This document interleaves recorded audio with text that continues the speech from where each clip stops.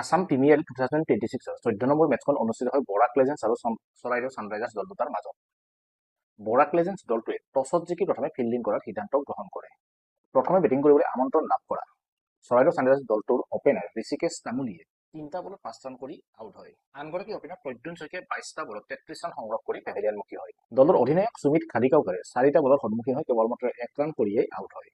প্ৰত্যুষ বৰাই 17টাকৈ বলৰ সন্মুখীন হৈ কেৱলমাত্ৰ 8 ৰান কৰিয়েই পেভিলিয়নমুখী হয়। সৌম্য কান্তি পলে 19টাকৈ বলৰ সন্মুখীন হৈ কেৱলমাত্ৰ 11 ৰান কৰিয়েই পেভিলিয়নমুখী হয়। অম্লানজ্যোতি দাসে 13টাকৈ বলৰ সন্মুখীন হৈ 6 ৰান সংগ্ৰহ কৰিয়েই পেভিলিয়নমুখী হয়। ঋষভ দীপকে 4টা বলত 3 ৰান সংগ্ৰহ কৰি আউট হয়। হিমাংশু সাৰাৱতে 23টা বলত 31 ৰানৰ এটা বহুমূলীয়া ইনিংছ খেলিবলৈ সক্ষম হয়। হিমাংশু সাৰাৱতৰ ইনিংছৰ সহায়তে চৰাইদেউ ছানৰাইজাৰ্ছ দলটোৱে এক সন্মানজনক স্থিতিত উপনীত হ'বলৈ সক্ষম হয়।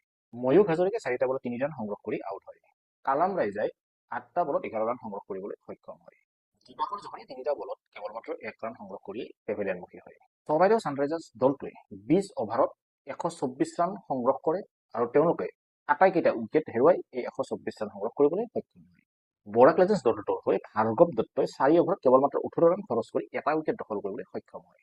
আনগৰাকী বলাৰ আব্দুল আজিজ কুৰেশী 3 অভাৰত কেৱলমাত্ৰ 19 ৰান খৰচ কৰি দুটাকৈ উইকেট দখল কৰিবলৈ সক্ষম হয়। মোহিত থাকিব 4 অভাৰত কেৱলমাত্ৰ 13 ৰান খৰচ কৰি 3টাকৈ উইকেট দখল কৰিবলৈ সক্ষম হয়। হৰ্ষ কুমাৰে 4 অভাৰত 25 ৰান খৰচ কৰি দুটাকৈ উইকেট দখল কৰিবলৈ সক্ষম হয়। ৰবি ছেত্ৰীয়ে 2 অভাৰত 4 ৰান খৰচ কৰি এটা উইকেট দখল কৰিবলৈ সক্ষম হয়।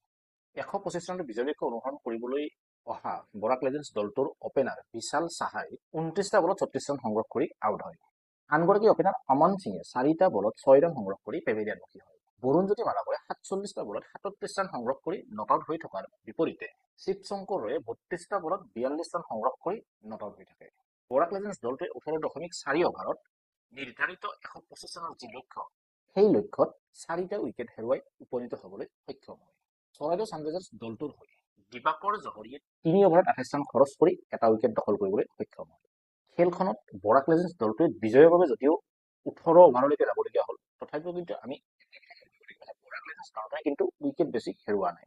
এই খেলখনত বৰাক লেজেণ্ডছ দলটোৱে চৰাইদেউ ছানৰাইজাৰ্ছ দলটোক 8 উইকেটৰ এক বৃহৎ ব্যৱধানত পৰাস্ত কৰিবলৈ সক্ষম হয়। আচলতে এই মেচখনত হয়তো বৰাক লেজেণ্ডছ দলটোৰ লক্ষ্য স্থিৰ আছিল যে তেওঁলোকৰ টাৰ্গেট যিহেতু যথেষ্ট কম গতিকে তেওঁলোকে লাগিলে কিছু বল বেছিকে খেলিব কিন্তু তেওঁলোকে উইকেট নেহেৰুৱায়। আসাম প্ৰিমিয়াৰ লীগ 2026ৰ পৰৱৰ্তী মেচসমূহৰ আপডেটসমূহ আমি আপোনালোকৰ এনেকৈ লৈ আহিম। আশা ৰাখিম আপোনালোকে আমাৰ সৈতে সংযুক্ত হৈ থাকিব। যদি আপোনালোকে আমাৰ চেনেলটো নতুনকৈ আহিছে তেনেহ'লে চেনেলটো ছাবস্ক্ৰাইব কৰি দিবলৈ নাপাহৰিব। পৰৱৰ্তী এখন নতুন মেচৰ আপডেটৰ সৈতে আপোনালোকক অতি সোনকালে লগ পোৱাৰ প্ৰতিশ্ৰুতিৰে আজিলৈ ধন্যবাদ।